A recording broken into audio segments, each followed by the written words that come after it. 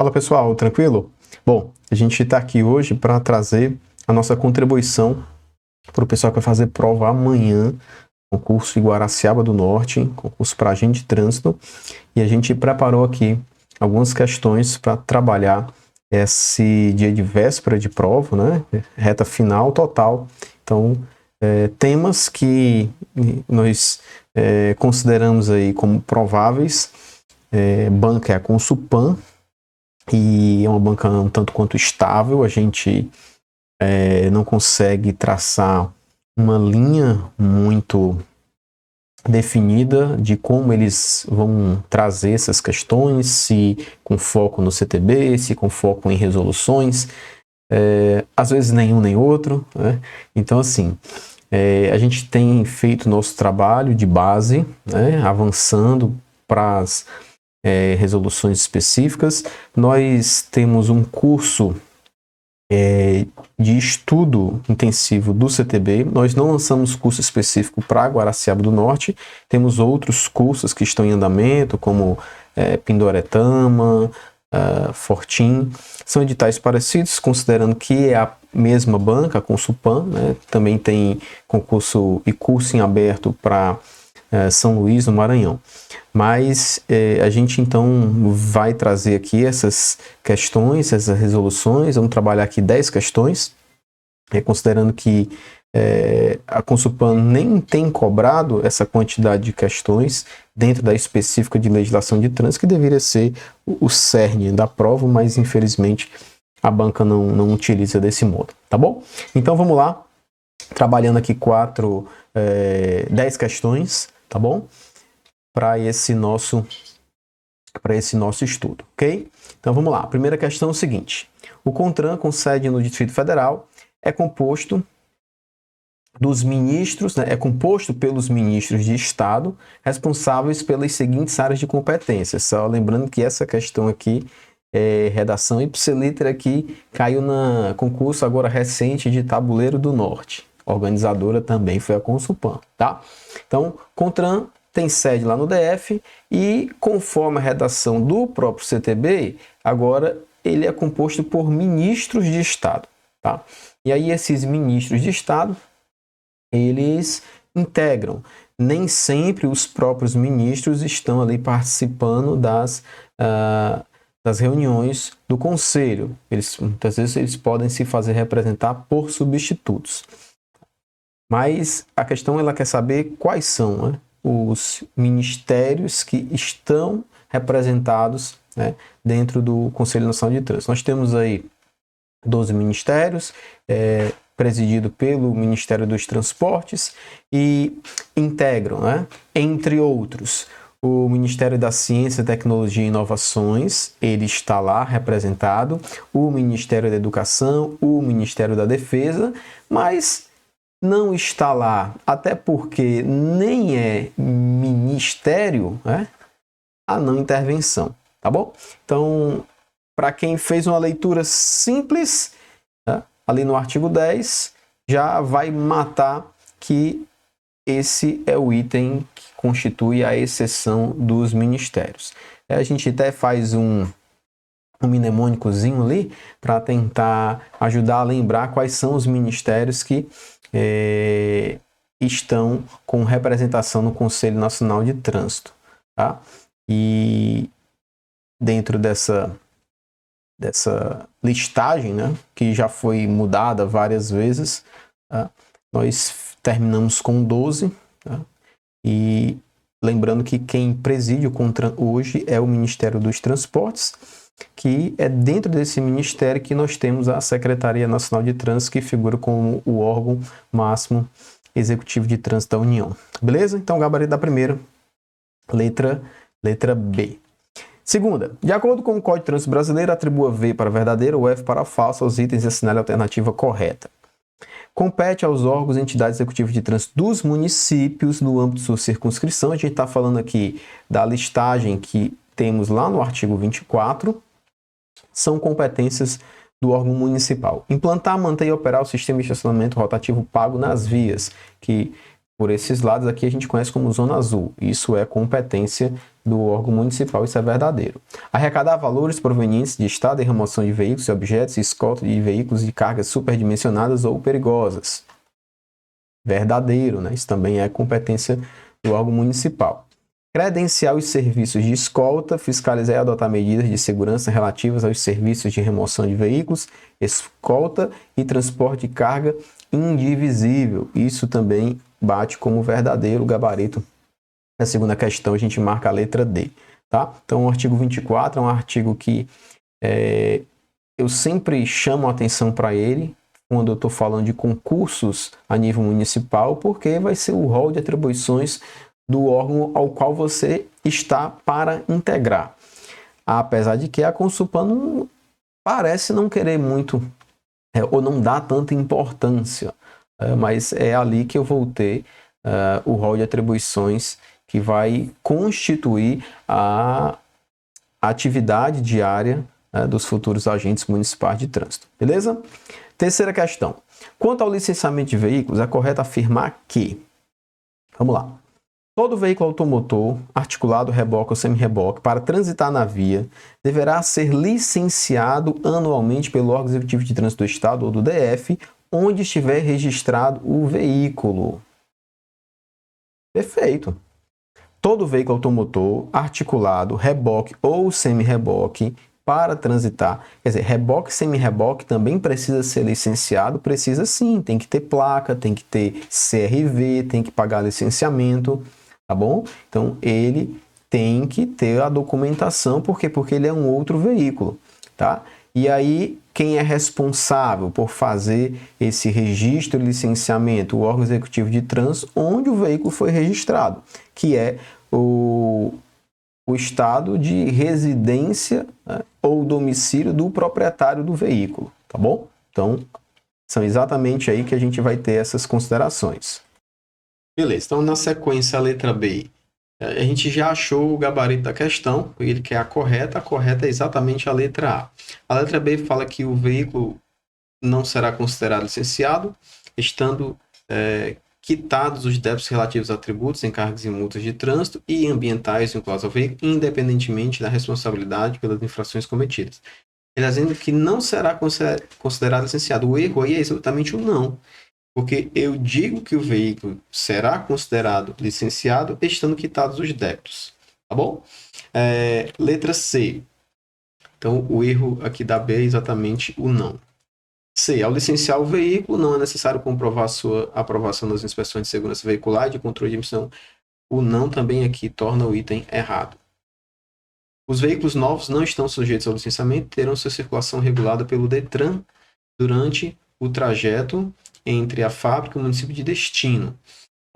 Os veículos novos, de fato, eles não estão sujeitos ao licenciamento. Então, o veículo novo foi adquirido. Ele pode transitar antes do registro? Pode. Tá? Pode. Tem uma regra, inclusive uma resolução específica, a 911, que trata sobre isso.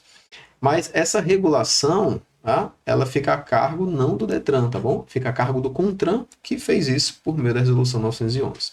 E a letra E fala que o certificado de licenciamento anual será expedido ao veículo licenciado, vinculado ao certificado de registro de veículo, somente por meio físico. Opa, somente não, né? Tá bom?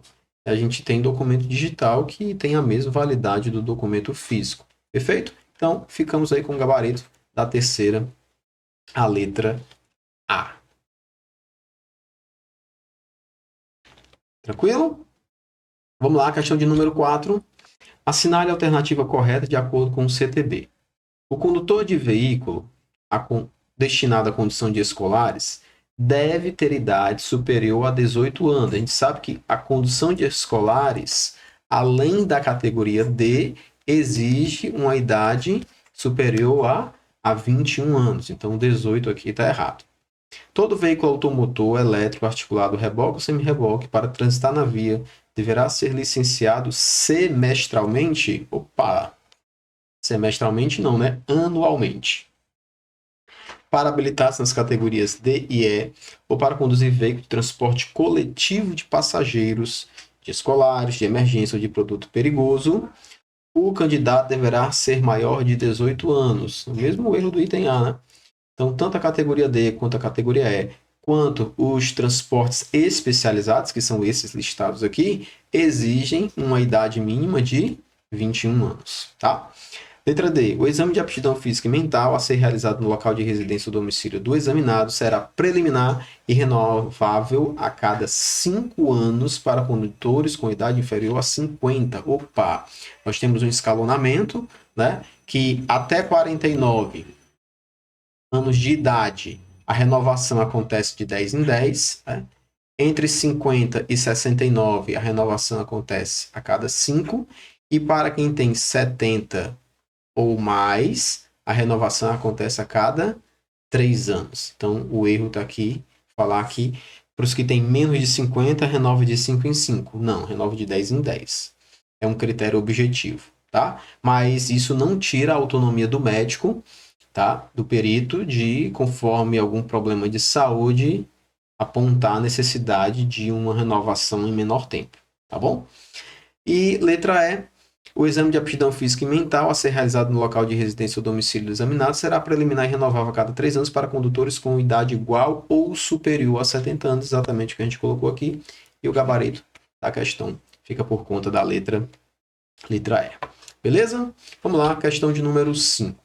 Os veículos destinados a socorro de incêndio e salvamento, os de polícia, os de fiscalização e operação de trânsito, as ambulâncias, além de prioridade no trânsito, gozam de livre circulação, estacionamento e parada, quando em serviço de urgência, de policiamento ostensivo ou de preservação da ordem pública. Estamos falando dos veículos de emergência. Observadas as seguintes disposições, assinale a alternativa incorreta. Olha lá, né? Ele quer o item errado. A prerrogativa de livre estacionamento será aplicada somente quando os veículos estiverem identificados por placas especiais. Vamos lá. Livre estacionamento exige que os veículos de emergência estejam com os dispositivos intermitentes acionados. Ele não precisa acionar a sirene, tá? Mas o intermitente tem que estar acionado, porque é questão de lógica. Vamos lá, a viatura precisa ficar estacionada no atendimento de uma ocorrência. Não tem sentido a sirene. A sirene é para ela ser percebida quando no deslocamento ter o direito de preferência dado pelos demais condutores. Uma vez que ela está estacionada, não faz sentido a sirene ficar ligada, até por questão de poluição sonora, tá bom? Então ele quer o incorreto. E é exatamente aqui o que a gente já achou na letra A. A prerrogativa de livre estacionamento será aplicada somente quando os veículos estiverem identificados por placas especiais. Não é a placa especial que vai dar essa prerrogativa do livre estacionamento, mas é o dispositivo de iluminação intermitente, que para os veículos de emergência tanto pode ser vermelho como azul. Perfeito? A gente já achamos o gabarito. Mas vamos fazer a leitura dos demais dispositivos, que pela questão estão corretos, tá? Vamos ver se está correto mesmo. A prioridade de passagem na via no cruzamento deverá se dar com velocidade reduzida e com os devidos cuidados de segurança, obedecidas as demais normas do CTB. Perfeito. O condutor do veículo de emergência, ele tem prioridade de trânsito, né? Ele tem prioridade. Então, se ele está lá no deslocamento para atender a ocorrência e o sinal está vermelho, ele não precisa esperar o sinal ficar verde. Ele vai poder passar. Porém, ele tem que ter cuidado, velocidade reduzida e ter certeza que os demais condutores perceberam ali a presença dele. A galera parou para a viatura poder passar. Até porque se ele causar uma colisão, ele vai ser o responsável. E por isso que ele tem a exigência de ter o curso especializado. As prerrogativas de livre circulação e de parada serão aplicadas somente quando os veículos estiverem identificados por dispositivos regulamentares de alarme sonoro, que é a sirene, e iluminação intermitente vermelho e azul. Perfeito. O uso de dispositivos de alarme sonoro e de iluminação vermelha intermitente só poderá ocorrer quando da efetiva prestação do serviço de urgência. Perfeito. Eu não posso usar se eu não estou com aquela necessidade operacional. Os pedestres, ao ouvirem o alarme sonoro ou avistarem a luz intermitente, deverão aguardar no passeio e somente atravessar a via quando o veículo já tiver passado pelo local. E essa é uma regra aplicável para os pedestres. O problema é que ter controle sobre os pedestres é sempre muito difícil, né? Então, acaba sendo aí uma norma, né, um pouco inobservada, podemos dizer assim. Beleza? Então ficamos aí com o gabarito da 5, a letra A. Questão de número 6.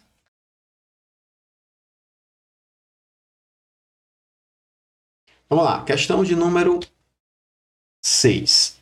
Segundo a Lei 9.503, CTB, estacionar o veículo na pista de rolamento das estradas, das rodovias, das vias de trânsito rápido e das vias dotadas de acostamento constitui. Bom, a gente sabe que dentre as infrações de estacionamento, né, só existia uma gravíssima, e aí com a alteração que o CTB sofreu, agora nós temos 2 gravíssimas de estacionamento. Tá? Então, isso aqui é coisa da Consulpan, pessoal. Perguntar gravidade de infração, que eu não acho que venha a medir conhecimento. Né? Se eu fosse um elaborador de prova, eu jamais perguntaria uma questão como essa. Tá? Mas o que é gravíssima dentro do universo, tá, do artigo 181, que são as infrações de estacionamento? Então, estacionar na pista de rolamento,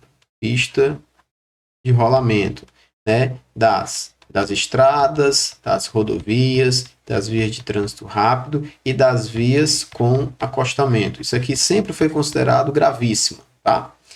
E agora também virou gravíssima, né, estacionar na vaga reservada destinada às pessoas com deficiência e idosos. Também agora é infração gravíssima. Tá? Para lembrar que toda infração de estacionamento gera multa e remoção, exceto estacionar na contramão. Né? Estacionar na contramão só gera multa. Tá bom? Então, para a questão, o que é que nós temos aqui de gabarito? Infração gravíssima, né? E multa. Gravíssima e multa, porque estacionar na pista de rolamento, tá bom? Gravíssima e multa, a gente vai marcar a gabarito, a letra A. Estacionar no acostamento é leve, mas na pista de rolamento é gravíssimo. Perfeito? Vamos lá, questão de número 7. Das normas editadas para aplicação da penalidade de advertência por escrito, é correto afirmar que, olha só, a advertência por escrito está em alto, né? Porque agora não é mais discricionário da autoridade, tá bom? Mas se atender os critérios objetivos, deve ser feita a substituição. Letra A, ele quer o item correto. Letra A. Nas infrações leves, a autoridade de trânsito poderá aplicar a penalidade de advertência por escrito. Poderá ou deverá? Essa é a grande questão. Né? Então, com a alteração, a autoridade de trânsito ela não vai mais analisar, não cabe mais a ela entender se de fato é uma medida mais educativa. O critério é objetivo. E quais são os critérios objetivos? Tratar-se de infração de natureza leve ou média, tá? E não ter cometido nenhuma infração nos últimos 12 meses. Então, atendeu esses 2 critérios, tem que haver a substituição. Ao invés de ser aplicada uma multa, vai ser aplicada uma advertência por escrito e nem registro de pontuação será anotado no prontuário do condutor. Tá bom? Então, o erro aqui do item A é falar poderá. Não poderá, ele deverá. Tá certo? Deverá. A grande questão que tem sido palco aí, tem dado palco para muita discussão, é se essa substituição ela deve acontecer de modo automático ou mediante solicitação. Tá? Vamos lá. Em sã consciência, quem é o condutor que não quer substituição? Quem é que quer pagar uma multa? Ninguém quer pagar uma multa, né?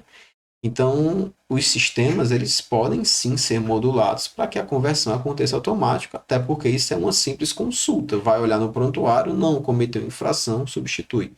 Tá? Inclusive, a PRF já está fazendo a substituição automática. B. A penalidade de advertência por escrito poderá ser enviada para o endereço do infrator. Poderá ser enviada ou deverá ser enviada? Né? Então, aqui é a questão. Porque é o seguinte, a advertência é uma penalidade. Então você vai ser advertido por escrito, vai receber uma cartinha levando um carão, basicamente. Então isso deve ser, tá, feito. Não é que poderá. A aplicação de advertência por escrito não implicará em registro de pontuação no prontuário do infrator. Perfeito. Não implica. O pessoal acha, só substitui a multa, mas vai ter os pontos. Nem vai pagar a multa em espécie, né, em pecúnia, nem vai ter registro anotado de pontos. Vai ficar registrado que houve a substituição, até porque se isso não fosse registrado, o cara nunca ia ser reincidente, tá? Mas não gera acúmulo de pontos, tá bom? E aí a gente tem como gabarito exatamente aqui a letra C. A letra D fala o contrário, né? A aplicação de advertência por escrito implicará em registro negativo, ela não implica. E a letra E fala que a aplicação de advertência por escrito implicará em registro de pontuação no prontuário do proprietário do veículo, né? Bom, também não está errado. E essa questão se vai para o infrator, se vai para o proprietário, depende da infração cometida. Tem infração que é de responsabilidade do proprietário, tem infração que é de responsabilidade do condutor. Mas para ir para o condutor, esse condutor precisa ser identificado no ato da abordagem ou em momento posterior identificado pelo próprio proprietário. Perfeito? Então, 7, marcamos a letra C. Tá? Vamos lá para a questão de número 8. O registro de acidentes por meio de declaração do próprio cidadão poderá se dar. Pessoal, a gente está falando aqui da resolução 810. Essa resolução está no edital, está no conteúdo programático do concurso de Guaraciaba do Norte, tá? Então, a resolução 810, ela trata ali sobre o relatório de avarias, os veículos que se envolverem em sinistros e vão passar por uma avaliação para saber da extensão dos danos, se não há comprometimento à segurança e se o veículo pode voltar a circular ou se ele vai ser decretado como irrecuperável e obrigatoriamente ser dado baixa, tá? Que é aquela questão dos danos de pequena, média e grande monta. Então, é essa resolução que fala sobre esse tema aqui, tá? Então, o registro de acidentes por meio de declaração do próprio cidadão poderá se dar em qualquer tipo de sinistro. O que é isso aqui? Houve uma colisão na via e precisa sempre o órgão de trânsito vir fazer o atendimento daquela ocorrência? Ou as partes podem elas mesmas ali já dar encaminhamento? Né?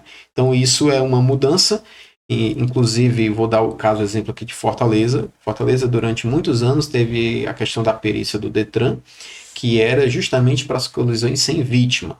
Era um meio de prova a ser utilizado dentro de um processo.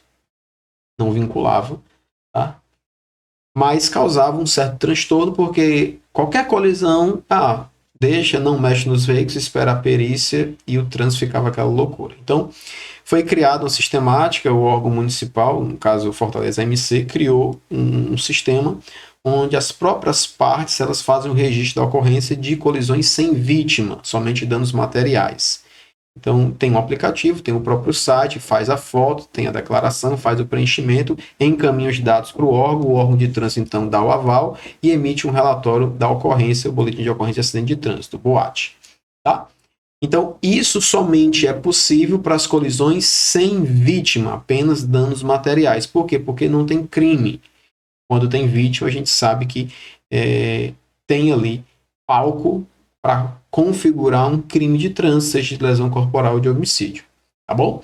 Então, o registro de acidentes, por meio de declaração do próprio cidadão, poderá se dar em qualquer tipo de sinistro? Não é qualquer tipo. Apenas em sinistros que não resultem em vítimas fatais? Não. Se tiver vítima lesionada, também não pode. Apenas em sinistros em que não envolvam crimes de trânsito? Bom, não necessariamente, tá? Não necessariamente. Sinistro que não envolve crime de trânsito. Ele pode não envolver crime de trânsito, mas eu posso ter ali apenas uma circunstância de dano material. Não tem dano material, mas tem um crime de trânsito. O item está dizendo apenas em sinistros que não envolvam crimes. Se não envolver o crime, pode ser feito pelas partes.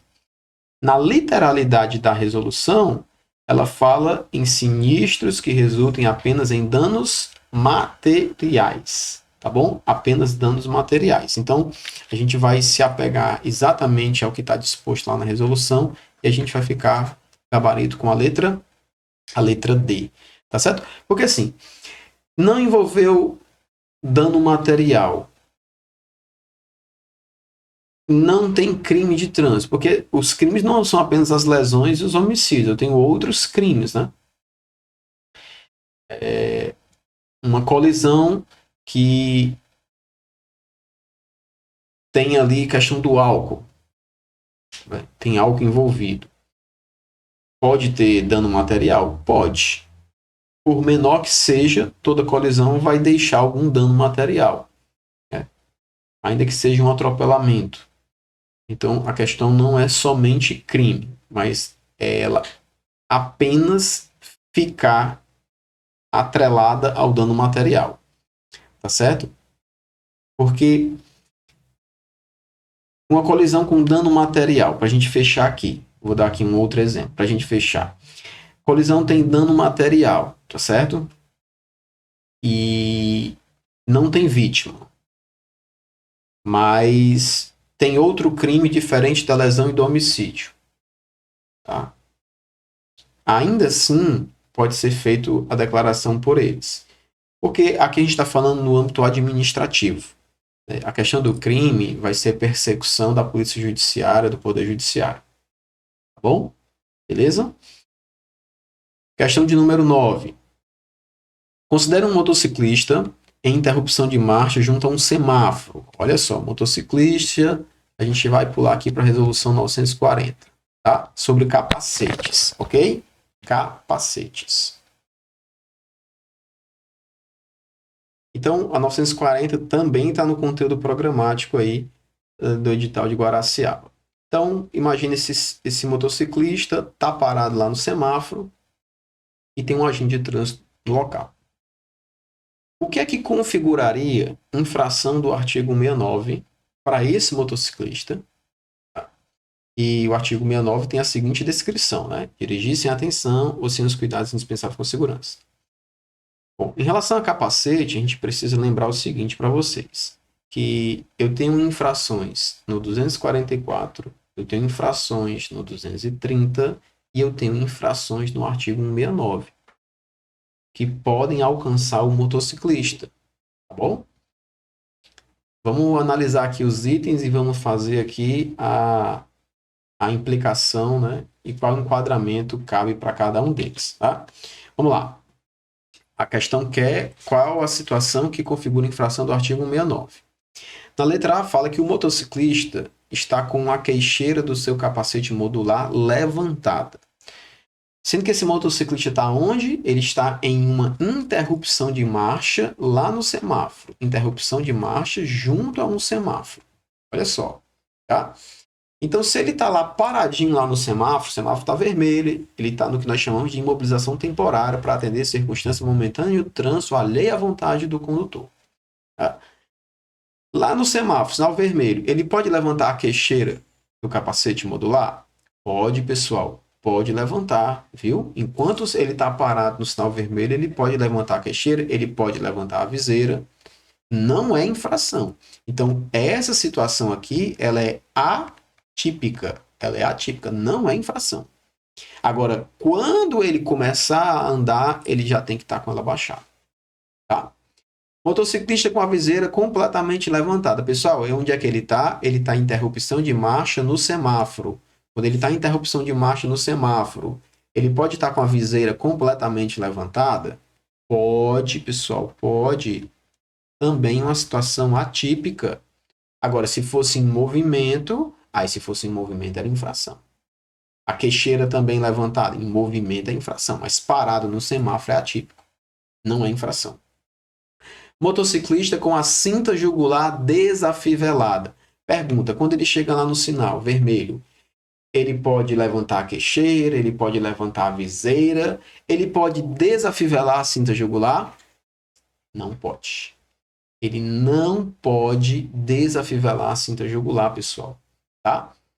Não pode. Então ele vai ter que manter essa cinta jugular afivelada, certo? Não pode desafivelar a cinta jugular, mesmo que esteja parado no semáforo. Bom, e se ele for flagrado, né?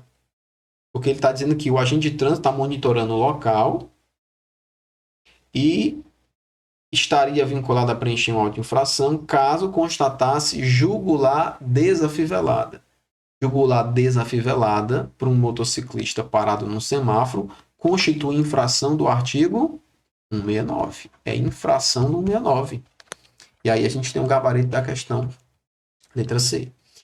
A letra D falou motociclista com capacete sem viseira. Se ele estivesse, o agente olhasse, visse, ainda que ele tivesse parado no semáforo,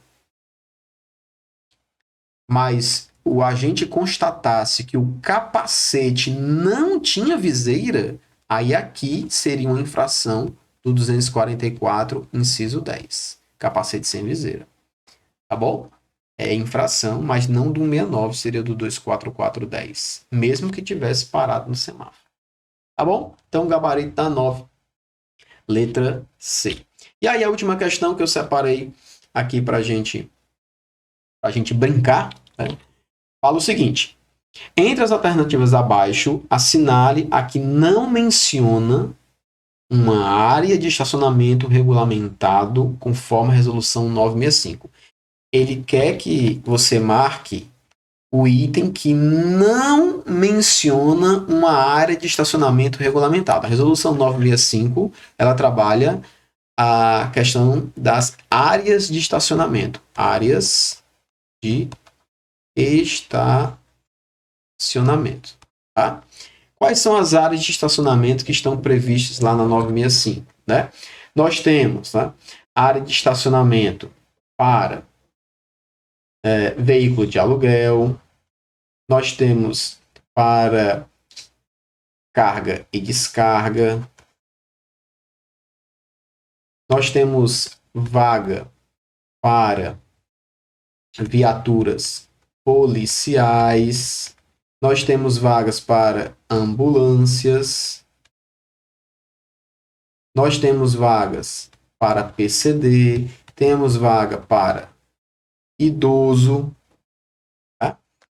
Temos vaga, né, inclusive as novas vagas para os veículos elétricos, tá? Aí a gente ainda tem, né, vaga para estacionamento rotativo, que são as zona azul, né? Rotativo e curta duração. Bom, então são 9, né? 1, 2, 3, 4, 5, 6, 7, 8, 9. Então são 9 vagas, tá? 9 áreas de estacionamento regulamentadas pela 965. E a questão que é o que não é mencionado nessas áreas da 965. Então, aluguel está listado, elétrico está listado, viatura policial está listado e motocicleta não está listado. É o gabarito aí dessa nossa questão. Tá bom? Pessoal, então essas foram as questões que a gente preparou aqui para vocês, tá? Desejo uma excelente prova para quem vai fazer o concurso amanhã, Guaraciaba do Norte. A gente segue firme aqui nessa proposta, né, de trazer esse conhecimento. Temos esses materiais, esses conteúdos gratuitos que a gente disponibiliza. E o pessoal que está com a gente no nosso curso, tá bom? Se você não faz parte, te convido a fazer parte.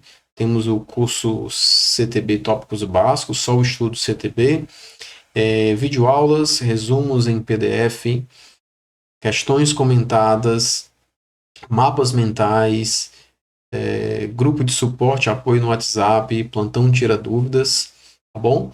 E a gente também está trabalhando editais específicos com o estudo das resoluções, tá bom? Então, se você quer fazer parte, são preços acessíveis pode parcelar no cartão, tá? E a gente está à disposição aí para ajudar. Então, se você quer entrar nessa corrida junto com a gente, tá bom? Vou deixar aqui na descrição do vídeo alguns links de acesso. A gente tem um grupo no Telegram com materiais gratuitos, tem interação entre os participantes, tem informações sobre editais em aberto, sobre provas, bom? Então, nossa contribuição para ajudar rumo a essa conquista desse cargo aí que é almejado por muita gente. Beleza? Pessoal, obrigado pela atenção, valeu, um abraço e até a próxima.